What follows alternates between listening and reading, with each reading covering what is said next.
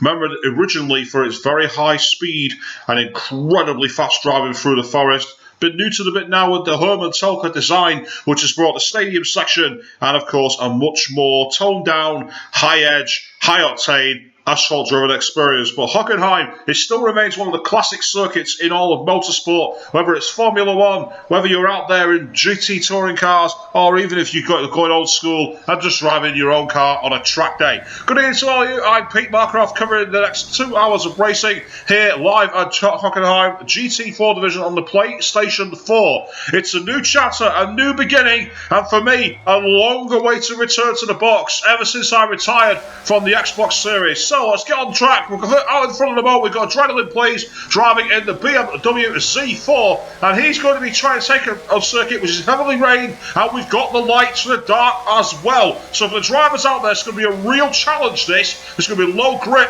it's going to be low visibility, and going to be high octane action. The Z4, one of the cars that's deemed a good all-rounder. If lacking a little in speed, it's certainly got the grip out of the corner. This is tight, heavy chicane, late on the brakes. They got a little deep into it, managed to recover it, almost taking the old-fashioned Formula One karting line. This being the outlet for the 15 minutes of qualifying. We've only got a slight interlude of 5 minutes and then 28 laps of Hockenheim's GP circuit. Full length, high speed.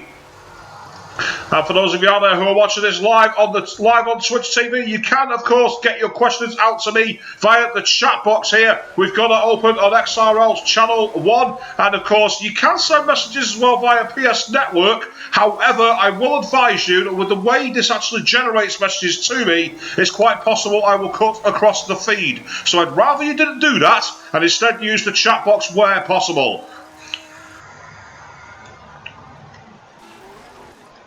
So let's go all the way to the front of the grid as we've got Jackson 011 in the Austin V12 Vantage. Bit of a disadvantage here for me is the fact that I don't actually have any live typing for these tracks, so it's going to be a bit old-fashioned guerrilla. What the hell's going on? Who knows?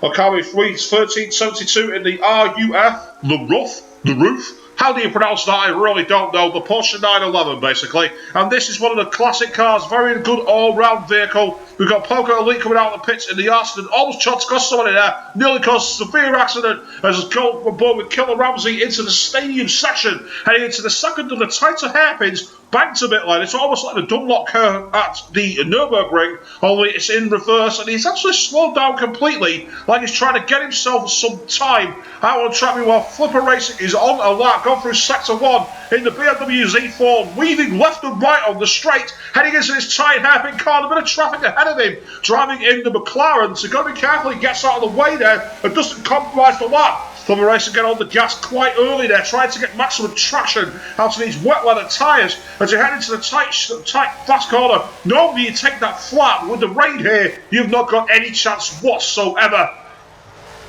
In front of the grandstand, listening to that engine as it's slowly getting on the gas there. Finding it so difficult to get grip in this rather heavy rain. And we've got the darkness as well, so it's going to be all kinds of visibility problems as we come into the start of the stadium section. Normally a high-speed flat corner, but look how much wide he's gone. And he's actually off into the gravel at the same time. The McLaren has spun into the wall. Flipper's lap, it's over, but 94001 in the Aston Martin. He's going for the tight chicane. Oh, big tail slide there as he catches the inside curve, manages to just about arrest the corner. Well, needless to say, the grip is really lacking on that car as he heads over the final corner, turn 18, and he goes to the final home straight here to complete this lap. 94001 breaks the beams and sets his lap time at 1:45.6 in the rain. Excellent driving there. Adrenaline Please coming back on a lap. Jackson's not yet on a lap as it is, so he's riding on board. You've got Maldovic who's gone through P3 on a 157, and we've got Flipper Racing on a 150. Meanwhile, Jackson 001 has gone through the breeze as Akami spins on the start of Sector 2. These drivers are finding it very tricky to get the power down here. All finding it so hard, but we're right on board with Jackson as he's gone very wide and spun the car. The drivers are really finding it difficult here. Almost like we're watching an amateur touring car junior series rather than high-class GT drivers. Meanwhile, Killer Ramsey has shattered the pole position at 1:42.6 in the wet weather. Superb. Maldovic meanwhile skates on and hits the back of the RUF being piloted by a Akami. So that's going to ruin both their laps here. Really disappointing stuff. So if you want to see some high-octane, loose cannon driving, you're in the right place here tonight, viewers, of Excite Racing League's debut round at Hockenheim of the GT3 series as their 13-race championship, which culminates with a simulation of Le Mans. Though it's not going to be the full 24 hours, do you really want to listen to me for that long? I don't think you do. So meanwhile, Jackson goes a 157.3 as he tries to get a better line. Maldovic, meanwhile, a same 157, and Jackson 157.3. So there's quite a lot of drivers all clustered together. But Flipper Racing trying to get a better line as he goes through the stadium section, heading into the final two corners, getting on the wide line, trying to avoid the curves, which gets the car stuck on the outside there. As if you are, one of the RUS spins into the wall, but he just about gets out of the way, doesn't make contact, and that's a 146. Big improvement, 4 seconds. Meanwhile, Bob Lee Swagger from the good old USA in the Audi A8, trying to do what he can to get back in the front positions here. And 145.6, the best that he's got as we head through sector 1. Breaks the moves on a 23.8, so 7 seconds, or 7/10, sorry, adrift of Killer Ramsey at the moment, quite a way down, but needless to say, still giving it his all here as he dives towards this very tight hairpin, gets on the brakes late now, and he's skidding too far, a little close to the cones, but manages to get the car around the bend, going for the more DTMS line there to find maximum grip. Offline and away from the rubber. 8.5 minutes left of this qualifying session. After that, the drivers will be lining up on the grid after a brief warm-up interlude, but the grip just is not there. There's been so many spins and so many skating turns. We're going to see a topsy-turvy race in this rain which is retained for the grid, as the drivers are finding it very, very difficult to get into that rhythm. Bob Lee Swagger, as he goes through sector 2, I think his lap may have actually been discounted here because his sector times have disappeared. So let's ride on board with Flipper Racing, who's gone through sector 2 into final sector, the stadium sector, gets on the inside curb there, just avoids spinning the car. As we get into the tight hairpin bend, gets on the inside gas there, just about gets away with that. Avoids spinning the vehicle, goes over the inside, heads towards the outside of the final 2 bends. Oh, bit of a skating turn there. The back end getting away from him as he gets into the final corner. Wide. Once again, the back end skidding away from him. It's like he's taken all the downforce off here, and Flipper Racing does not improve. Meanwhile, Maldovic is out on a lap, but he's set a very slow first sector, so I don't think he's going to want to retain here. However, we've got Jenkins 2207 who has set a fast lap. Almost skates on at the start of the full stadium section now. Manages to just about get away with that. Heads in towards the next section, towards sector 2's end. Gets wide on the outside, but just about brings the car back into line there. And I believe 48-second forward as he gets into the second one. He's about 0.8 of a second off at the moment, but that's still giving him a good chance to haul himself up the grid a little bit here. Oh, a bit of a lag spike there as he goes on the outside line, NASCAR-esque, around the final hairpin turn. Really had to get that car gripped in, very, very difficult to find all the inside line there. He's really struggling to keep the back end of the BMW Z4 in line. Really struggling, Jenkins 2207. Is he going to set a line and break the time beams here? He does a 147.8, good enough for P4, not bad for a debut lap, as Maldovic once again finds it very, very difficult on the inside there at the end of sector 2. And sector 1, a 23.9 though, that's got him close towards the time of the likes of Flipper Racing. So this is a great opportunity here for Maldovic in the McLaren GT3, really doing all he can to move on towards that hairpin section. Keeping the rest nice and high as he gets on the brakes, skates a little bit. Back end tries to get away from him through the final corner as he clips the curb, but just about gets that round. Excellent job there. Slowly feathering the revs in. Oh, back end almost gets away from him through this fast right-hander. Heading into the start of the stadium section on the brakes. Back end skidding and sliding. Hits the sausage curb, but just about manages to catch the car. It does not spin around, so he's done well there. Heading down towards the end of sector 2. Lap time is currently pretty decent. Does a 48.3. That'll be around about 4th place if he can keep it together through the stadium section. Gets through the fast chicane in towards the final hairpin turn in front of the grandstand. On a good race day, 60,000 fans have been there watching you. Last few years in Formula 1, not been as good in terms of attendance for the old Hockenheim circuit, but the GT and truck racing has proven immensely popular. Gets through the penultimate bend, heading into the second one. Oh, loses the grip, spins it into the pit wall, and that is the end of Maldovic's lap. He looks flabbergasted as Akami spins ahead of him. The driver's really struggling in the rain here, not finding it easy at all. System flip, meanwhile, bravely driving in the Ginetta G55. If you've driven this vehicle, it's like driving a Dodge Viper on ice. It's almost impossible. So getting this in the rain, he's really got bigger cojones than most people on the grid. And you can see how much he's struggling as he gets into that hairpin turn, heading into second part of the second sector. Still getting the gas down and getting lots of grunt down this cable. Look at the sideways drifting, almost rally driver-esque as he gets through that fast bend there. In towards the start of the stadium section, clutched the apex beautifully. It might be a difficult car to drive, but System Flip's certainly giving it his all here. Right to the inside curve, but his fastest time is only at 2 minutes so far. He'll be hoping for much better than that as he crosses sector 2. Much faster. If he can keep it together through the stadium section, he will do a bit of lick and flame as he drifts through that fast corner into the start of the stadium section onto the hairpin bend, and again he's really finding it difficult to get any power down in this car. It's an absolute animal in the rain, this beast. Comes all right over the curves. It's so easy to get your lap time invalidated doing that, and also spin the vehicle. Great driving as he heads into the final bend, kicking a flame again from both side exhaust. Well, this looks pretty tiny so far. Let's see how he breaks the beans as he comes towards the start-finish line at 1:47.7. Good enough for P3. What a job in the rain that was. Excellent job. Jackson, meanwhile, is on an outlap. Maldovic is also not yet starting a lap at this time, but he is close to the start of his next one, so we'll ride on board. He's a driver who's got plenty of pace, but he just can't seem to string it together, and that's his great downfall thus far. As we enter the final 3 minutes of qualifying here, there's almost no time left. If you've got any messages you want to use, please get them in the chat box. That is open for your views. And he clutched the inside curve beautifully there, riding up the edge, avoiding the DCM line and the penalty that will come with that.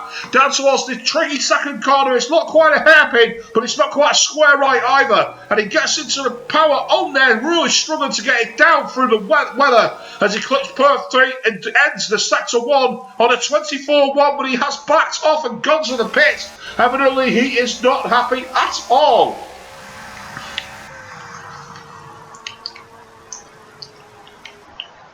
Trying to find anyone who's actually on a competitive lap at the moment. Flipper Racing, I think he's coming around just to start one, so we'll ride on board with a BMW Z4 driver as he goes over the outside line. And meanwhile, received a message from one of the drivers, the host Welshie, so I've got to quickly cut away from the action here to find out exactly what is being said. So I do apologise, unlike the Xbox where you can put it over the top. And he's just simply saying new room. That sounds to me like they've got real problems here. It sounds like they're disconnections and other issues, so we're going to do what we can to bring you the racing live. I do apologise for typing this live on the stream, viewers, but I've not got much chance here. Let the drivers know to see how we go. So, well, it's been a high octane and frenetic start here, and it's a question of how much is actually going to count. As Flipper Racing does a 23-4 through sector 1, heading down towards the hairpin, but meanwhile, we didn't see it on the stream, Killers Ramsey in the RUF does a 1:42.6. What a job that is for a pole position. Miles ahead of the field. Very strange acceleration from Flipper Racing as he goes through this fast corner down towards the start of the stadium section, finding it very tricky to get any kind of grip out of this car. Gets on the inside line, clips the sausage curb, manages to avoid spinning the vehicle, though. Really good driving as he heads towards the end of sector 2. Lap time from the first sector was quite competitive. Where's it going to be for the second one? It's 49.8. Not really good enough. In fact, this is not going to be a fast lap at all.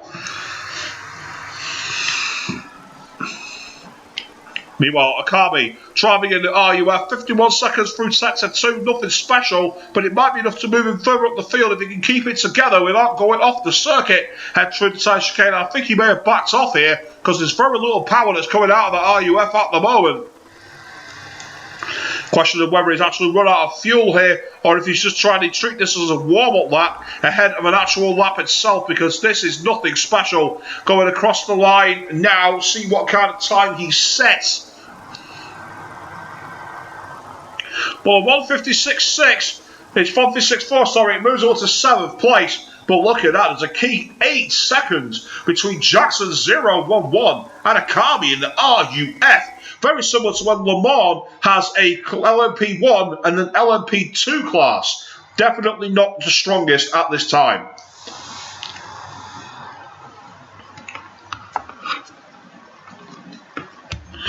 And for those of you who are watching out there live, you can get your messages in on the Twitch channel box, where it is live and it is viewable. You can send them via PlayStation Network, and bizarrely, I'm now 5th on the grid in the warm-up. Well, I'm not warming up this race, so I'm sat nice and warm in the commentary box.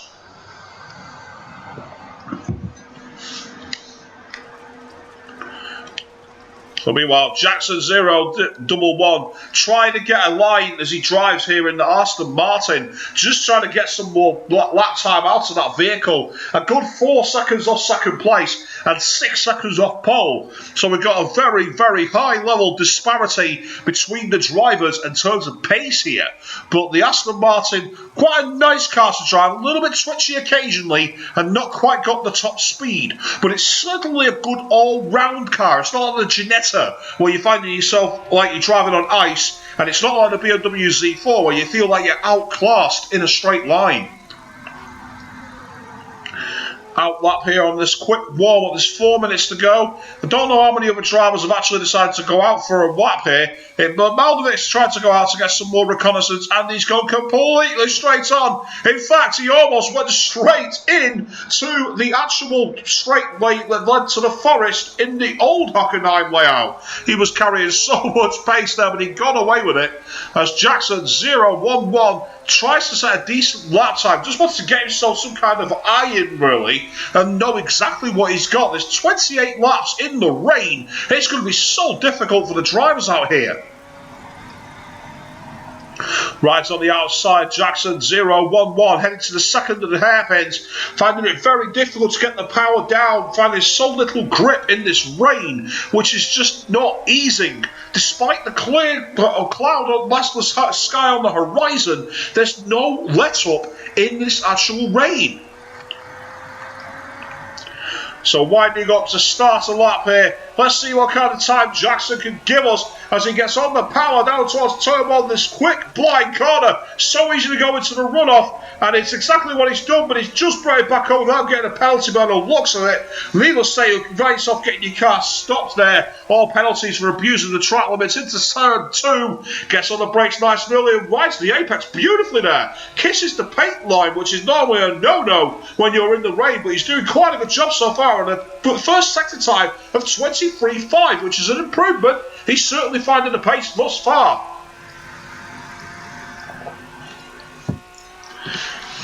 Going towards this hairpin, let's see where he gets on the brakes just before the second rumble strip. Is it going to slow the car down? Yes, it is. What a beautiful, sweet hit on the apex that was.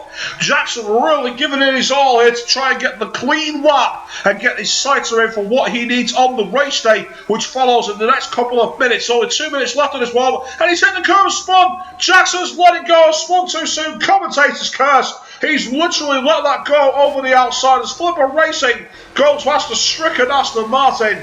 And needless to say, Jackson will be furious. But then again, he's done it in the warm-up. If there's any time he'd rather do it, it's then the race. So Flipper Racing straddling the curves, trying to get the maximum line, trying to push his car to the absolute edge, see what he can get away with and what he can't in the race day, because it will all make a difference when he tries to make that crucial pass into the second hairpin. Getting on the power nice and late there, trying to get the traction down on the outside of the corner. Riding the curve, twitchy car as a result of it. The water that's held in there is so difficult to find any kind of grip in unless you've got a pair of water skis. Definitely not the kind of thing you want to be pushing the car through. as he keeps on pushing for the line. It's going to start a lap. There's no way he's going to finish it, as he's not quite got the time. Hockenheim, meanwhile, has gone off in the RUF as System Flint in the Janetta has decided to come out to play as well. But Sir Chuzo in another of the McLarens heading towards the first corner, and he's on the brakes really early here. I don't think he's actually taking this as a serious lap. Indeed he isn't. He's gone straight on and into the wall. What a mistake.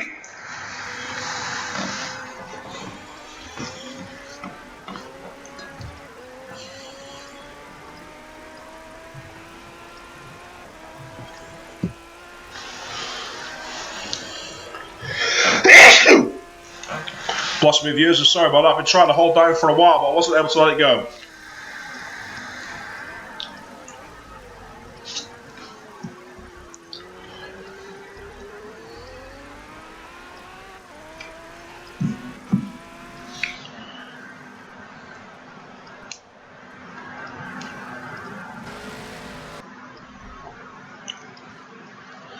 Well, at the end of the warm-up, Jackson sets a lap time of 1:59, but doesn't really tell us anything because very few people actually got onto the track, and we have a very, very reduced grid here. Looks like we've only got 8 cars who are going to be racing. Shades of the Monaco Grand Prix in 1996 and the GT2, the GP2 Monaco race that we had at this thing.